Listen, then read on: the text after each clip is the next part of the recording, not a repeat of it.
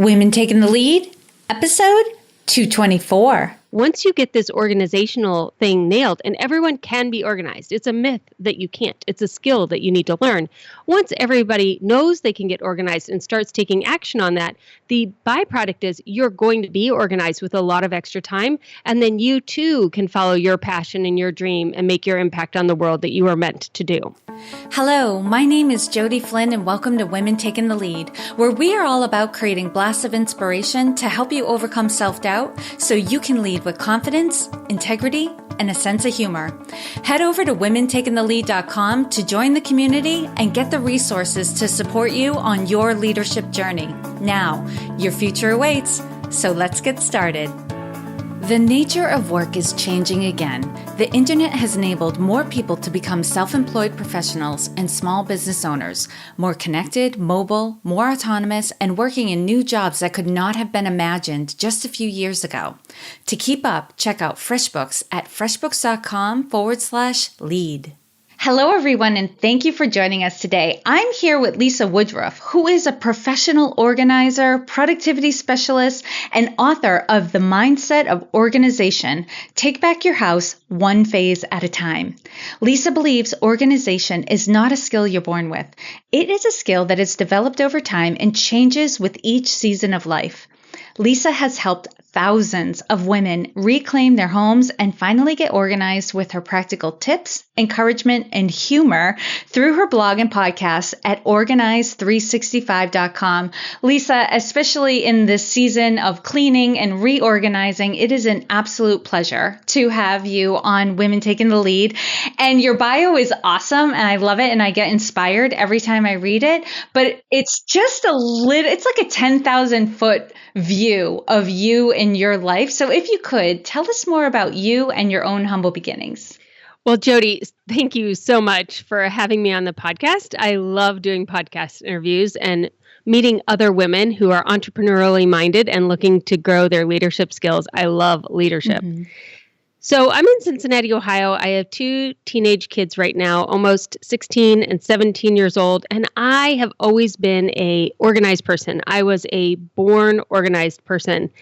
And I did just fine until the year that I was going to turn 40. Like the 5 years preceding that were an accumulation of a bunch of different events that had happened in our life that just led us to the point where I was turning 40. I'd quit my job in December. Our house was a wreck. I mean, like every single drawer was a junk drawer, and we still had sippy cups in our house, and my kids were in middle school at that time. I thought, how in the world did I get so disorganized? I have always been an organized person. I could organize other people. Like that's something that I kind of prided myself on. I was an organized person, and I was totally unorganized. So I spent the 3 months before I turned 40 launching Organize 365 as a blog and figuring out, well, if I was this disorganized and I was going to get organized again, I might as well do it on a blog where people could follow me. And it was at that time that I realized that there are different phases in a woman's life. And I was moving from the accumulation stage of 20s and 30s into the survival stages of 40s and 50s, where you live in your car and your kids are teenagers and you just need different organizational strategies for each stage of life that you're in. Okay, this I'm curious about because I kind of get the accumulation phase, but in my mind, I thought that was every phase of life. Can you break down the phases for us? Sure. So the first phase is childhood. It's birth to 21. You're either born organized or you're not. And if you're not, if you have organized parents, then they help you get organized. But if you don't have organized parents, then you just kind of get through childhood without having to organize your room. And then you move out on your own sometime between 18 and 25, and you start what I call the accumulation stage of life, which is until about the age of 40. And in the accumulation stage of life, you're accumulating houses and spouses and jobs and kids. And even if you don't get married and have kids, you're still accumulating because that new apartment that you rented, you want to hang up a picture and you realize you don't own a hammer and nails. And every single thing you set out to do in your 20s, you realize you don't own the tools that your parents owned in their house. And you have to go out and buy the tools or learn how to do what it is you're doing. And you're accumulating all kinds of items and knowledge. And then there is something that happens when you turn 40. If you're not 40 yet, you don't understand, but it really does happen at the age of 40 where you just get a different mindset and you're not as worried about what everybody else thinks anymore. And you have a different perspective on life. But it's also in your 40s and early 50s when you're in your highest income earning years and when your parents and grandparents start to rely on you and you enter the sandwich generation. If you've had children, you have children, parents, your job, your home, all weighing on you at the same time. You have the most amount of responsibility you'll ever have in your life and the least amount of time to get it done.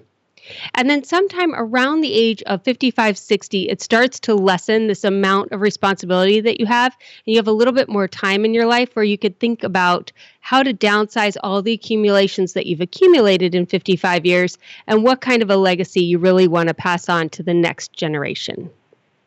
Thank you for that. I really appreciate it. It totally makes sense. And you know what? I talked about this in a different way because those phases of our life actually causes us to do those things with not just stuff, but also with relationships. I talk about it in terms of relationships where, in the first part of our life, we're just figuring out how to be a friend, who we are, in the first 20 years and even probably going into 30, we're just trying to figure out who we are. And so we're just, and and especially in the 20s and 30s, we're accumulating people. Yes.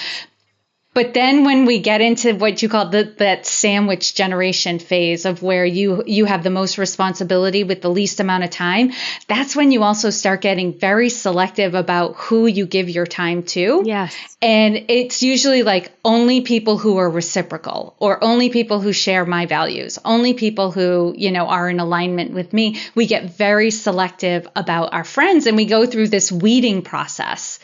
Intentionally or unintentionally, we will phase certain people out and invite some people in. And so I never thought of it in terms of our stuff too. Yeah. But as you were talking, I was like, oh my God, she's right. I also I'm in my 40s. And even though I don't have kids and I'm not married, I do feel I have the most responsibility right now in my life and the least amount of time. You're so right. Yes. Scary.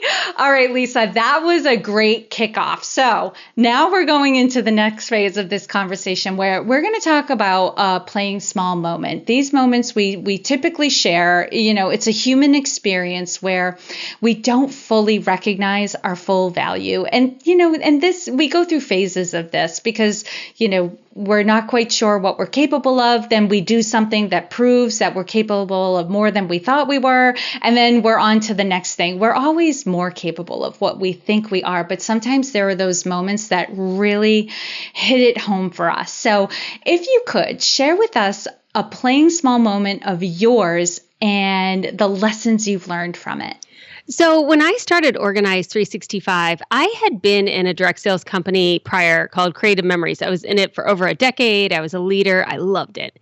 And it went bankrupt a couple of times. So when I started Organize 365 as a blog, I knew eventually I could make money on a blog, but my husband knew I could make money in direct sales.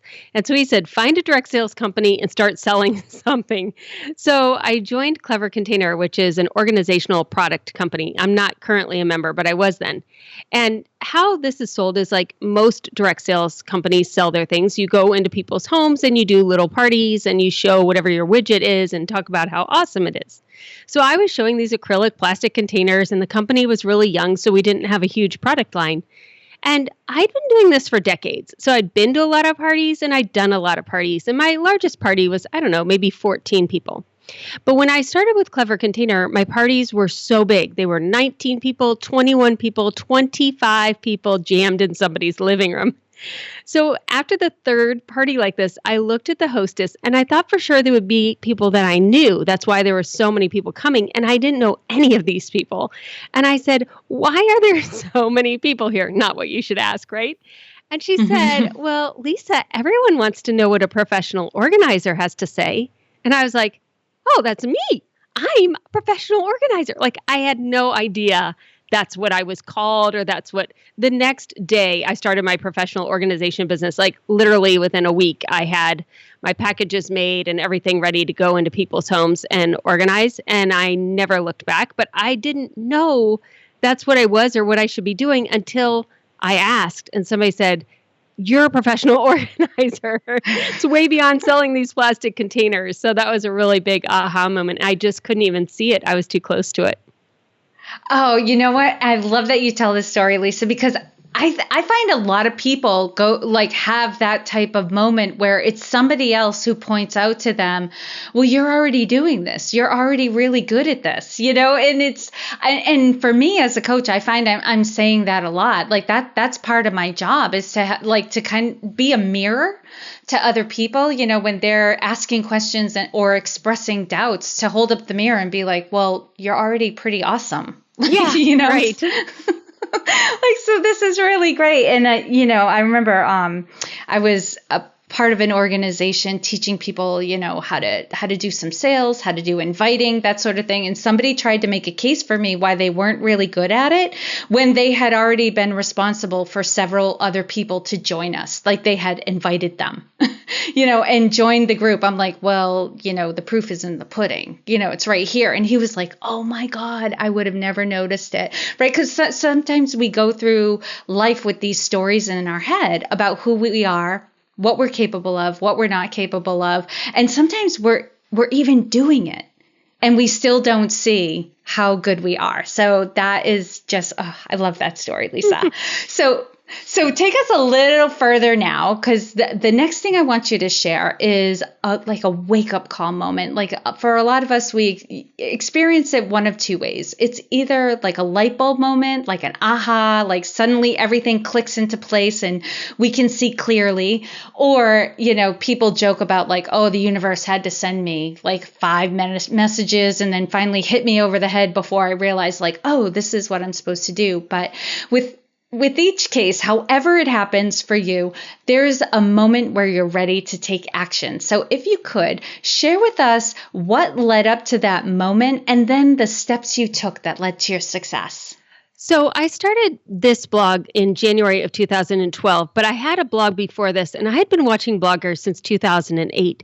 And it just seemed like brands would court them and throw money at their feet to write these sponsored posts. And they just had all these awesome relationships. And I was waiting for a brand to find me or somebody to find me and be like, you could be the next, organizational queen and we want to partner with you and blah, blah, blah, whatever it was going to be. And all along the way, that never happened. And finally, this spring, I have this project called the Sunday Basket. It's just a simple system of going through your daily mail and actionable to-dos. I put it in a basket and go through it on Sunday. So I call it the Sunday Basket. I've written ebooks about it, blog posts, podcasts. I talk about it all the time, the Sunday Basket. So this spring, I was like, well, maybe I'll do virtual webinars so that people can learn about the Sunday Basket. And instantly, I had 30 people sign up in a couple of days to go to these 3 virtual Zoom classes that I had. And I figured, okay, great. These are all people who don't know anything about the Sunday Basket. So I got on the Zoom classes and all except for one had already been doing the Sunday Basket for at least 6 months. And I was like, wait a minute, you already have a basket? They all, you could see them all in the classroom. And they're like, yep. I'm like, why are you on this call? Like, what? And they're like, yeah, but we have stuff in here. We don't know what to do with it. And we aren't held accountable for doing it. And we just want to do it with you. And I was like, okay. So then I was getting email at the same time that was saying, finally you realize this is supposed to be a class. Pretty soon you're going to figure out that we could be licensed to do this in our city, and I want to do it. And I was like, what do you mean finally? How come nobody's telling me this? You should reach out people if you have ideas for your podcasters or blogs that you follow. Email them, tell them. Mm-hmm. And so I was like, oh, licensing, like a direct sales company. This was just, a couple of months ago. So I was like, all right, I put together a little program for professional organizers. And in my experience, being in a direct sales type community, if you're in somebody's home explaining how to do something is the great way to find future prospects. So it's great for marketing. So I put together this little Sunday Basket licensing program that a few people have already started going through, and I'm doing more virtual Sunday Baskets online. So my mom was visiting me and I said, well, Mom, the problem is I've already made this contract and I've told people that they could sell any basket they want through 2017. But in 2018, there will be a organized 365 Sunday Basket. And she says, well, what will it look like? I said, I have no idea, but I've got to figure it out because in order to get it done, I need to start thinking about it. She said, all right, well, describe it to me. And within 10 minutes, I had described to her exactly what it would be. And before that, I didn't even know what it looked like. So she went home and I called her back. I said, can you come back next weekend and help me sew this idea? So I made the prototype. She came down and we sewed it. And then I reached out to someone who works with Chinese manufacturing companies and a manufacturer in Columbus, Ohio to do the prototype. And within 21 days from the time that my mom had gotten that out of my brain, I had created a prototype in Columbus. They're still making it. It'll take them 4 weeks. As I was walking into that factory to have that prototype made, I knew that I could never sell those prototypes. They would cost more to make than I could ever sell them for. And they won't be pretty. They're going to be made out of canvas. They're not like decorative that you want on your kitchen counter. And they're not perfect because they don't have everything that I want in them. But that's what I'm always telling people online. Like, organization is incremental. It's never Pinterest perfect. It doesn't have anything to do with containers. And I'm all about form over function and just taking the next step. Done is better than perfect. And so I made a Facebook Live video on the way in and the way out of that factory. And I said, you guys, I live my life the same way I'm telling you to organize your house. I'm not waiting until I have the perfect idea or know what the price point is going to be or people are asking for the Sunday basket before I'm taking action. I'm just taking action on my ideas, and I'm not waiting anymore for someone to come find me and tell me what to do, because that's never going to happen. It may work, it may not work, but I won't know until I take the action and do it. Oh, Lisa, that is perfect. There were several things in that story that I was like, boom, boom, boom, right there, right there, right there. And it started off with one. I mean, we hear this all the time, but, you know, the advice we get in marketing our business is like, well, talk to your audience, talk to your audience. But, you know, we're talking to our audience, but sometimes we don't realize there's a question we need to be asking. Mm-hmm. And it's moments like your Zoom calls when people who had already been doing the Sunday basket were on the call going, well, we need to get better at this. So you were here thinking, well, my community needs a beginner class to get this up and running. And what it actually needed was more of an intermediate or advanced class to take it to the next level. And then, oh my goodness, people on the call were like, well, I want to do this in my community. Now you're talking about way advanced, you know, you're talking business partners, and all just from some, you know, just from starting. Yes. I think that's the thing that that was threaded through your entire story, which had like an evolution of the Sunday basket, was you just got to get started. You just have to do the first step, because then you get the feedback on what actually is needed. I love that. And are you going to test out your Sunday basket? I'm imagining that's where your mind is going to next. What would be the next steps after the prototype comes back? Yes, well, I ordered 6. So I figure I need 3 or 4 people to test them, which by the time this podcast airs will have already happened. I have no idea how I'm only going to pick those 3 or 4 people. And then to figure out how we would make this at a factory in China. But then you have to order in a quantity of 1,000. So do people even really like it? So the next step actually is to file my patent so I can then show the prototype to people. Because until I file the patent, I can't really show pictures or the prototype yet. Mm-hmm. Got it. All right. So actually, this is a great segue now, because you've already kind of revealed a part of this answer. But one thing I ask all my guests, and I always want to convey in every episode, is there is no one way to lead. We all have different personalities. We all have different strengths, and all of that blends together and becomes our leadership style. So Lisa, how would you describe your own leadership style? I feel that I have a teaching background, and so I try to lead through education, motivation, and action. So I want to tell a story so that people can understand their own mindset and maybe get a different perspective. Like maybe just listening to this podcast, you realize, oh my gosh, I'm in the survival phase of life. You didn't realize that before. And I lead through grace. So the first thing I would say is, you have more on you than you have time to do, so we're going to have to prioritize. Don't worry, it's not all going to get done, but the important things are going to get done. So I change their mindset, and then I give them grace, and then I encourage them to take action. Like, just do the next step, because organization is a lifestyle. It is a continual process. We're never done being organized, but you can get more and more organized every day, and the more organized you get, the more productive of a life you live. And I feel like the other way I lead is just by doing it. Like, although my house is organized now and I have more free time than I know what to do with, which is crazy. So I come up with all new like business ideas and then I get overwhelmed for a couple of days and then I'm back to having a lot of free time. Because when you're organized, you have a lot of free time and you could do a lot of fun and amazing things. And so that's what I usually encourage my community with is once you get this organizational thing nailed, and everyone can be organized. It's a myth that you can't. It's a skill that you need to learn. Once everybody knows they can get organized and starts taking action on that, the byproduct is you're going to be organized with a lot of extra time. And then you too can follow your passion and your dream and make your impact on the world that you are meant to do.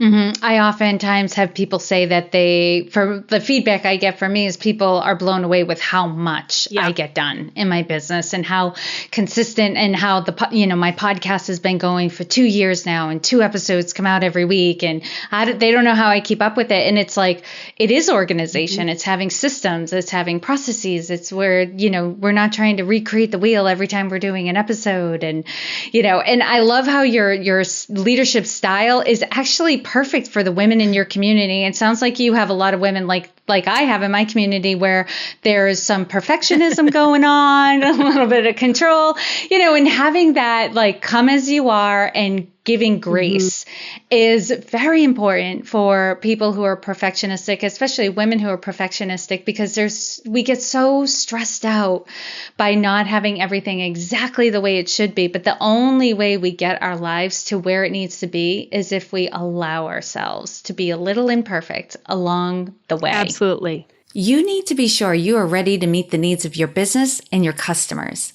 Get ready for the simplest way to be more productive, organized, and most importantly, get paid quickly. The most important thing for everyone listening is that getting started on FreshBooks is extremely simple. Before you know it, you will be creating customized invoices, gaining insights on your customers, collecting deposits, and online payments. With FreshBooks, there is an easy-to-use dashboard that will keep you informed on how your business is doing. There's support for any questions you may have, and you'll have automated late payment reminders sent to your clients so you don't have to do that manually. FreshBooks is making it easier for you to feel comfortable with the money side of your business. FreshBooks is offering a 30-day unrestricted free trial to my listeners. And to claim it, just go to freshbooks.com/lead and enter Women Taking the Lead in the How Did You Hear About Us section. Now, back to the interview. And Lisa, what is one thing you're working on right now besides the Sunday basket, which is pretty exciting? I can't wait to see what that looks like. But another thing you're working on right now that you're really excited about and want to share. So my newest book came out June 1st, 2017, and it's called How ADHD Affects Home Organization, Understanding the Role of the 8 Key Executive Functions of the Mind. So I have children with ADHD. I was a teacher of children with ADHD. And as a professional organizer, I would estimate about 50% of our clients have ADHD. And ADHD affects how you think, how you process, how you plan, how you organize. And so I've taken the 8 key executive functions that are impacted by ADHD and broken each one down as to how they work in the mind, what function they have in home organization, and then strategies and tools you can use to circumvent that disability if you have it. And it's super, super fun. Like I've had people say, you understand how I think. Like, I can't believe you understand how I think. Or when I talk to the doctors in Cincinnati at the highest levels, they say, Lisa, you ask us questions that are still in the research phases. Like I have been researching and studying ADHD for over a decade now. And I love the mind, the way it thinks, and the way that we can circumvent different things in our mind and get different results. So I'm super excited about how empowering this will be for people who have been diagnosed with ADHD or think that they have ADHD and realize that this really isn't a deficiency. It's just a different way of doing things. And once you realize that, then you can find strategies that work. Right, because some of the traditional methods for organization or tackling a task aren't necessarily the things that are going to work for a person with ADHD. Yes.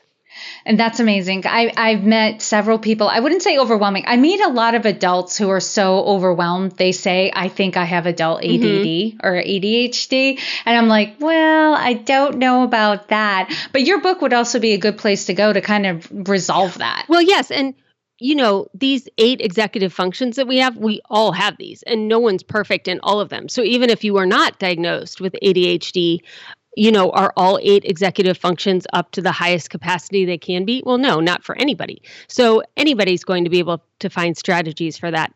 And after the age of 40, you're actually getting more ADD every year because you're losing some of your working memory every year. So if you feel like it's coming on more and more in your 50s and 60s, you might be right. That's perfect. So regardless of what you think you have or don't have, Lisa's book is a great place to go. And I love how you pointed out, we do, not all 8 of our executive functions are we really good at. And so there are strategies in there for, identifying and overcoming maybe some of your weaker functions as well. And Lisa, on the flip side of things, what would you say is the biggest leadership or business challenge you're faced with right now? So for me, my biggest leadership and business challenge is finding business leaders that are at or above the level of business that I'm in. For so long, I was in the direct sales community, or I was in a teaching community, so I was around a lot of people. But as a podcaster, book writer, entrepreneur in my bedroom office all the time, there aren't any people around me. And so I use a lot of podcasts to level up my thinking. But as my business gets bigger and bigger, there are less relevant podcasts for me, or even at conferences, a lot of the times there aren't very many sessions that I need to go to anymore because I've been to so many conferences and read so many books. Mm. So finding those higher level entrepreneurs to bounce ideas off of and engage my mind in is probably my biggest leadership struggle right now. Mm-hmm. And that's real. And there are some people who are listening to this podcast who can identify with that. I know I've spoken to several women in my community who are the experts in their industry. And so that is the key, is finding not only other experts in the industry, but people in different industries to kind of, like you said, change, up level your thinking. And I agree with you. Conferences, one day workshops tend to be focused on the beginner or intermediate level of a business owner. And so I find with the advanced business owner, it really is like connecting in mastermind or closed communities, that have, clear parameters around where your business needs to be in order to be in the community, so that everyone is, really challenging each other. So, and I love that saying too, if you're the smartest person in the room, you need to find another room. So, all right, Lisa, now we're rolling into a quick leadership roundup. So tell us, what is one practice you have that helps to make you a better leader? I read or listen to podcasts every day. What advice would you give your younger self? Just start. Don't wait for anybody to give you permission. Just do it. Now share with us a success quote or mantra and why it has meaning for you. So I quote these 2 quotes all the time, which is done is better than perfect and progress over perfection. And I know as a creative memories consultant, a lot of us would say this to people as they were making scrapbook pages, and I don't really know who to attribute it to. But I think a lot of times we don't start because we don't know exactly what the end result will be, and you're never going to know the end result. You may never finish. You're just going to keep taking progressive action towards your goals, your dreams, your home organization, whatever it is you're doing. And lastly, Lisa, what is the best way for this community to connect with you? You can go to my website, organize365.com, or listen to the podcast, Organize365, or I'm on Instagram, Facebook, and Twitter, Organize365 on all of those. Awesome. And for those of you, I know you guys are often on the run, on the go while you're listening to this podcast. So you can find all the links and resources that Lisa shared in this episode at womentakingthelead.com. And Lisa, thank you so much for taking the time to inspire and enlighten us. We are all better. I know I am, for having met you. Thank you, Jody. This has been awesome. The cost of higher education has gone through the roof, causing many people to question the value of getting an advanced degree. I know many of you are lifelong learners and are constantly scanning the horizon for the next opportunity to learn and grow into a more effective leader. Seth Godin's Alt MBA workshop is an intensive leadership and management workshop designed for changemakers who have a fire in the belly. This is for people who are itching to level up and make a bigger impact. It's an intensive, immersive 4-week experience of drinking from the fire hose. Is it challenging? Yes. But our friends at Seth Godin's Alt MBA believe the rewards are so worth it. Ask any of their alumni. While most online courses barely approach a 7% completion rate, the Alt MBA has an astonishing 96% completion rate. They're now accepting applications for their upcoming sessions. And to find out more, visit altmba.com/women taking the lead. And for special consideration, you can mention this podcast in their application and tell them Jody Flynn sent you. Thank you all for joining me on Women Taking the Lead. And to strengthen you on your own leadership journey, I'd like to send you off with a quote from Marianne Williamson, so here goes. Our deepest fear is not that we are inadequate. Our deepest fear is that we are powerful beyond measure. It is our light, not our darkness, that most frightens us. We ask ourselves, who am I to be brilliant, gorgeous, talented, fabulous? Actually, who are you not to be? You are a child of God. Your playing small does not serve the world. There is nothing enlightened about shrinking so that other people won't feel insecure around you. We are all meant to shine as children do. We were born to make manifest the glory of God that is within us. It's not just in some of us, it's in everyone. And as we let our own light shine, we unconsciously give other people permission to do the same. As we are liberated from our own fear, our presence automatically liberates others. Again, thank you for joining me, and here's to your success.